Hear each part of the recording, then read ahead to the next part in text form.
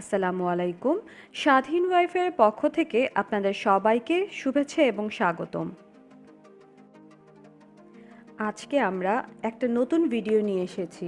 সেটি হচ্ছে কিভাবে আপনার মাসিক ইন্টারনেট বিল বিকাশ অ্যাপস থেকে খুব সহজে পেমেন্ট করতে পারবেন।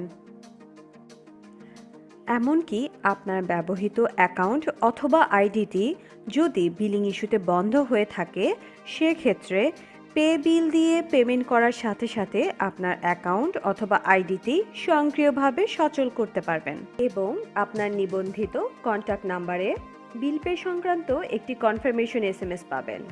তো চলুন শুরু করা যাক কিভাবে আপনার ইন্টারনেট বিলটি পরিশোধ করবেন। প্রথমে আপনার বিকাশ অ্যাপসটি লগ ইন করবেন এবং পে বিল অপশনে যাবেন। Enter organisation name or type, এখানে আপনি আমাদের প্লেক্সেল